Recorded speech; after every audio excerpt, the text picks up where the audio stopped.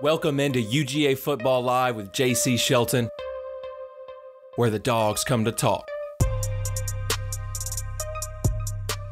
Welcome in, Dog Nation. Another episode, UGA Football Live with JC Shelton on the Pulse Sports Network. If you're watching on YouTube and wherever you get your podcast, we appreciate you clicking that play button. We got some major news out of Athens this past week. Let's break this down. We got Mike Bobo in as offensive coordinator for Georgia. Todd Monken goes to the NFL with the Baltimore Ravens. 3 seasons in Athens, 2 national titles as offensive coordinator. If you've been following along, you know this is not exactly surprising, as Monken had interviews with multiple NFL teams this offseason. Ultimately, the Ravens is where he picked. I think that works out well for him. I mean, the talent that the Ravens have on offense with Lamar Jackson, Mark Andrews, that offensive line, what they're able to do in the run game, it kind of resembles Georgia's strengths, right? So good move for Monken. Georgia immediately promoted Mike Bobo to OC in the same day. Of course, former Georgia offensive coordinator for 8 seasons, 2007 to 2014 under Mark Richt. Coached guys like Matt Stafford, Aaron Murray, friend of the show. Appreciate you, Aaron. I don't think it's a coincidence that Kirby Smart made this move so quickly. Bobo comes in last year as an analyst after spending a season at Auburn as their OC. His son comes in as a freshman offensive lineman last year as well in the same offseason. Other than starting an OC search, Kirby promotes Bobo the same day as Monken leaves. It really points that this was kind of in the works, right? In the plans, maybe for a while now, as Monken had interviews the last 2 seasons. And instead of starting that search, relies on his former roommate, former Georgia quarterback, and the same teams Kirby Smart played with in Athens, as a guy who has a lot of offensive coordinator experience, head coaching experience with Colorado State, comes in and from analyst position and steps right into the role with a similar offensive background, of course. I think it's a good move, and we'll break down why I think that. You know, Monken has had NFL interest the last 2 seasons. So if you bring in a guy like Mike Bobo with all that offensive coordinating experience, just to be an analyst, and then with Monken taking as many interviews as he did at his age, I mean, the NFL makes more sense for him. You don't have to recruit, the travel as much. So I think that was one of the reasons Kirby Smart chose him. The other one is the offensive schematically, the differences between Monken and Bobo's system are few and far between. Both pro style with spread tendencies. Of course, Monken is more of that spread tendency offensive coordinator and play caller. Bobo brings in a lot of the same things there with his experience. And then you look at the talent. Georgia has always said they work with what they got, right? And I think that's going to be no different moving forward. I mean, that's Kirby Smart's mantra. That's what he talks about all the time. Take what the defense gives you, and we'll use our play makers to the best of their ability. So, I think when you look at it here and what Georgia has returning, it's going to be fine, guys. For all those Mike Bobo haters, listen, it's going to be okay. Georgia's not going to score 25 points a game next year. Okay, I know we scored 42 points per game, one of the best offenses in Georgia history a year ago, but the talent you have returning, I don't think it should be a concern to Dog Nation. I have seen that, of course. I have seen you guys really mention that Bobo might not be the right move here. I would say who else? I would say who is that guy you wanted in? Because there's not a lot. I think that the major coaching moves have already came and gone for this next season, and I think that was from what we've seen with Kirby Smart and what he's able to do with coaching staffs. I think that was kind of the premeditated plan here. Guys leave, you promote. Just like when Dan Lanning left, what do we do on that coordinator position? Muschamp and Glenn Schumann, 2 guys with a lot of experience. Muschamp, obviously, that DC experience, and Glenn Schumann as one of the best linebackers coach in the college football. Muschamp, of course, former Georgia Bulldog as well. So now you have a former Georgia Bulldog coach, OC, and DC, among others, in this coaching staff. I think we need to focus on what former players and coaches think of Bobo, and it's literally all positive, I promise. If you followed our show long enough, you've heard multiple Bobo players on this show rave about him as a play caller, as a person, as a man, as a motivator for his players. And it's funny, I read something from Hudson Mason, who does some work with 680 The Fan now, former Georgia quarterback under Bobo and Mark Richt. He said one of the things that people don't know as much about Bobo is because maybe the times things didn't get leaked on social media as much like they do now, but we've always heard those Kirby Smart locker room pep talks, right? We says Bobo was that guy under Mark Richt. Bobo was going to get you ready to run through that brick wall like Kirby Smart does now. So it's that passion that he has for Georgia and football that I think really promotes and it will help this offense keep going and keep improving and keep that mindset of not taking your foot off the gas, right? And I think that what he was able to do with Aaron Murray, Todd Gurley, Keith Marshall, Sony Michel, Nick Chubb, and those guys, and the run game is going to benefit as well. You have a guy like Kendall Milton who is just ready to be used, right? He led the SEC in yards per carry by running back this past season. Battled some injuries, of course, and Kenny McIntosh had a great year ahead of him, and he's battled to have those starting roles with upperclassmen in Georgia. What he's going to be asked to do this next year is going to be huge for Kendall Milton. I'm excited to see what he does. I think Bobo will only benefit from having Kendall Milton and Milton in reverse. Milton benefiting from having Bobo come in as a run offensive coordinator, what he was able to do with pass running backs in the run game and multiple 1,000-yard rushers. Monken never had a 1,000-yard rusher. Passing was our strength, and we used it. We're still going to have that strength. I think, what he's able to do with inline blocking and from the tight ends in the past is going to be really similar to what Monken and Georgia was already doing.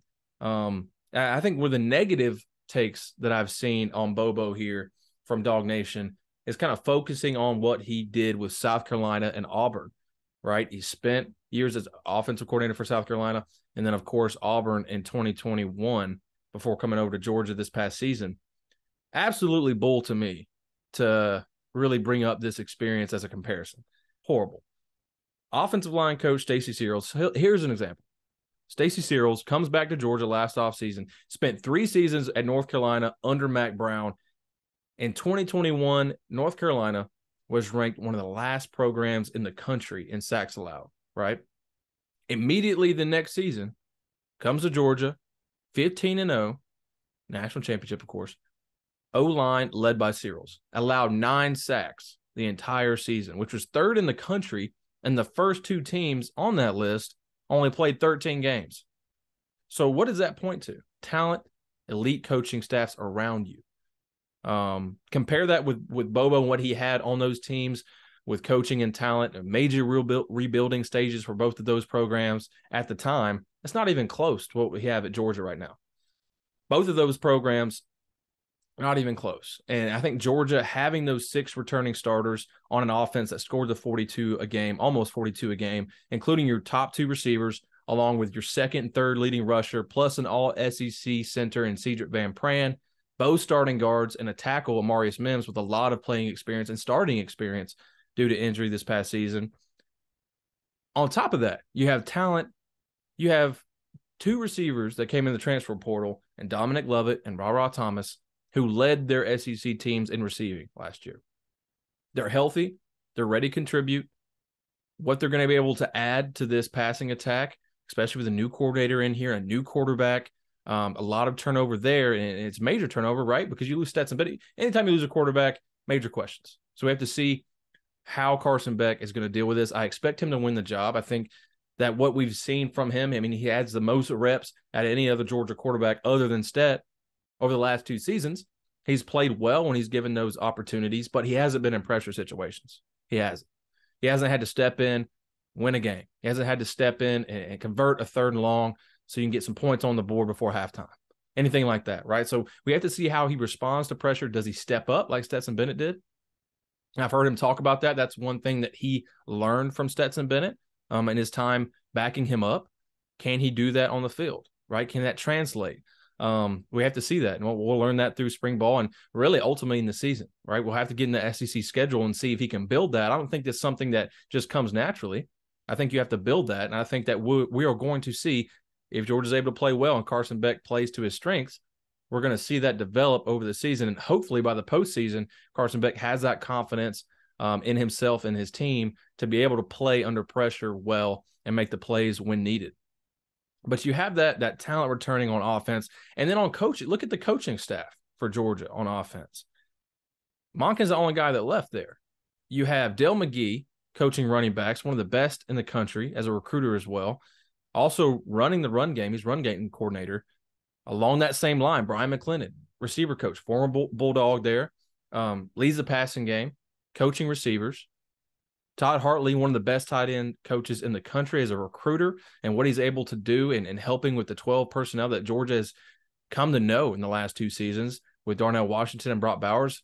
Washington moves on. You have Oscar Delp and two of the top 10 tight ends in the country coming in as recruits.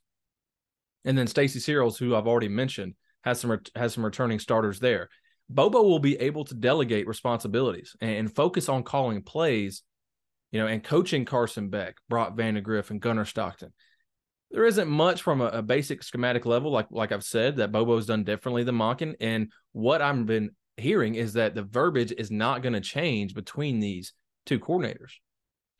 So this transition that Georgia's going to go through on offense is not going to have to deal with entirely new verbiage, which if you ask former players, that's one of the hardest things to learn in a new offense is that verbiage. So instead of bringing in some offensive coordinator from a different team, albeit maybe they were great at what they did at that program, instead of bringing in an entirely different new offense and having to learn new verbiage all in the one off season, bring in recruits and have to teach them this verbiage that you don't even know that well.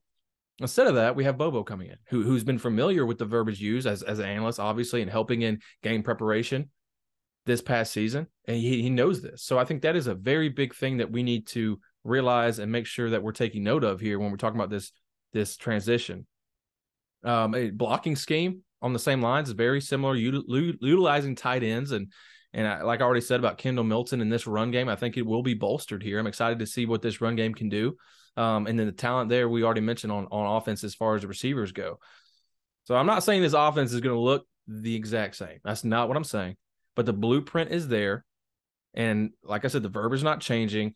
And the coaching staff and using McGee and McClendon there, I think, and Searles, I think that's going to be big for Georgia's offense, being able to stay where we're at and improve and keep making those big plays that win big games, right? So Georgia, it's made its name by not allowing points as well on defense. And I think that even benefits Bobo more. I mean, what level of defense did Georgia play when Monken was coordinator? I mean, not Monken, but when Bobo was coordinator from 07 to 14. Not nearly what Georgia does now. I mean, that defense for Georgia was giving up 25 plus under Bobo a game. Not even close, right? So let's see what this defense can do and how that translates to help Bobo out as a play caller in this offense in general. Let's talk about this defense. I'm excited to watch a few guys here that had great freshman seasons last year and excited what they can do in 2023 in more prominent roles, right? And to start with Mykel Williams. As it's interesting because we heard from former Georgia tight end John Fitzpatrick on this show last year before spring ball. John was headed to the NFL draft, had a conversation with him, and I asked him, I said, what is a guy that Dog Nation may not be aware of? Maybe he's an early enrollee. Maybe he's a guy who hasn't had his chance on defense that Georgia fans should be watching for. Immediately, Mykel Williams. He said he reminded him so much of Trayvon Walker, obviously the number 1 overall pick last season. And Williams really showed out, and it made John Fitzpatrick make a lot of sense there. True freshman last year, freshman All-American, former 4-star recruit, led the Bulldogs in sacks, quarterback hurries, only started, though, 2 regular season games. And with the injuries there, Nolan Smith, and then Robert Beal, Chaz Chambliss in the postseason there, he got a lot more reps. And he played really well, and he was a major reason for those defensive stands versus Ohio State. The injuries, I think I never want anybody to get injured, but it might have been a great benefit for Georgia in the future having Mykel have to step in, play under pressure, and show what he had learned since being an early enrollee in this Georgia system. And he played out of his mind, played way beyond of experience. So I'm excited about him and seeing what he can do as a starter, I'm expecting in 23.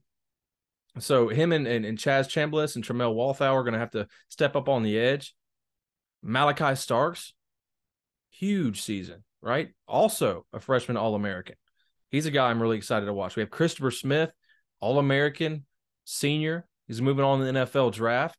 So it's going to be Malachi Starks in that back end, third on the team in tackles, led in pass breakups, second in interceptions as a freshman. I have a lot of responsibilities there in the back end. I'm excited to see who steps up there. Dan Jackson, as a guy who had some starting roles and starting games in that last season. Of course, had that foot injury. What will his foot injury look like? Will he have any sustained issues with that in spring ball? Have to see how that goes and how much he's able to rep and if he's full go by the summer. I think that's one thing Kirby Smart always says: if you can't practice, you're not going to play. So I want to see Dan Jackson, how much he is able to go. Another guy I'm excited to see get a more prominent role is Bear Alexander, defensive lineman, interior, was really disruptive in the postseason, had some injuries there in the beginning of the season and recovered, and then played really well in that postseason. Quarterback hurries, and that's so important for a defensive line, is to get that interior pressure, because that's a quarterback killer. Pressure in the face, make you get off your spot, interrupts timing, and then you have to get outside and make something happen. It's hard for quarterbacks, and that interior pressure is very key. And that's Jalen Carter has been the guy doing that. Him and, of course, Jordan Davis, Devontae Wyatt last year, but Jalen Carter has been a force in the interior. So who steps up there? I mean, it is a deep position. You know, Tyron Ingram Dawkins, Zion Logue returning as well. Something I'll be watching closely in spring ball is how these incoming freshmen play. There's talent everywhere in this class. We might see players like Starks and Williams from a year ago really step in and contribute right away. So you never know who that's going to be. You can make estimations, but you never know who that's going to be until spring ball and ultimately the beginning of the season, to see how many reps these young players get and how the coaches trust them.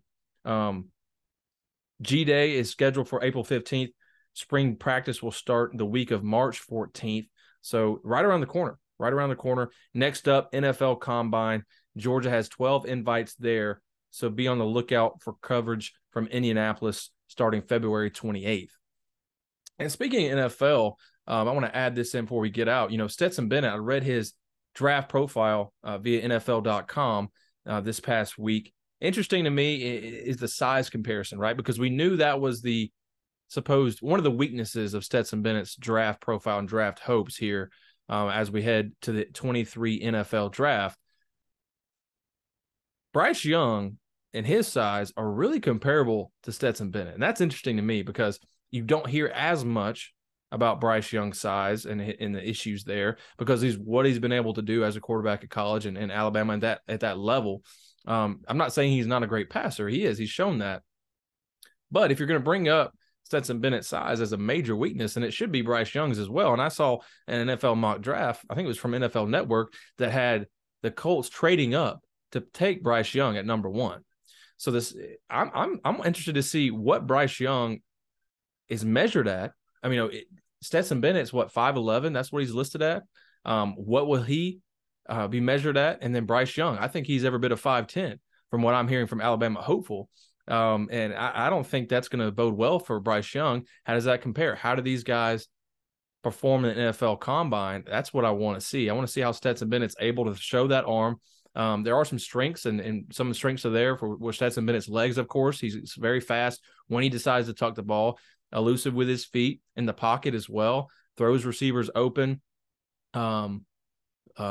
puts receivers in great spots, has good touch and intermediate throws.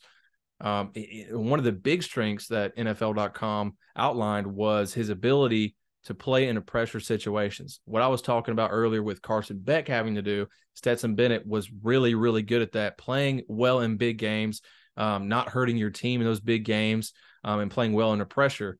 That's a strength that NFL.com outlined. And if you want to hear more about that or read more about that, UGAwire.com has an article out right now I wrote earlier today outlining what that NFL.com report was. So if you want to see more strengths and weaknesses, check that out. But I want to see how those two compare and how they show out in the NFL Combine. I expect Stetson Bennett to really perform in this Combine, especially run fast. I don't think that's going to be an issue for him. He was really fast this past season to get clocked the highest speeds he did, even better than 21. So I think that his ability to use his legs and play in those pressure situations is what you want out of an NFL backup quarterback. I mean, you look at Heineke for the Washington Commanders this last season. A guy had to step in with injuries to Carson Wentz and played really well, won them games, and he played within himself. He played up to the competition, right? He didn't let that cloud his mind and affect his ability. He played like a true backup quarterback. He used his feet at times to get first downs. He didn't hurt his team. And that ability to play in pressure situations is something that Stetson Bennett has done so well in his career. The most decorated college football playoff quarterback or player ever, Stetson Bennett. So I think his career points to that, and I'm excited to see what he can do in the NFL Combine and if that improves his stock at all. I think he's a backup quarterback in the NFL, and maybe can even be in that starting role if you have some injuries there and you need to use Stetson Bennett for a season. I think he can do that. I mean, he's shown that against the best competition in college, and Georgia plays the best competition in the SEC and, of course, in the postseason the last couple of years.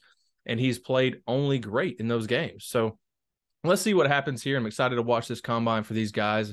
I'm always, always, always excited to watch guys who get drafted high and with a lot of expectations to represent Georgia in the right way. Love to see it. And we'll get some coverage and more on draft profiles for these former Georgia Bulldogs here coming up soon. And then we'll be soon with another episode of UGA Football Live with a former Georgia Bulldog coming up on the Pulse Sports Network on YouTube. Of course, UGAwire.com is where you can find our Georgia football coverage. We appreciate you there. UGA Football Live on Twitter.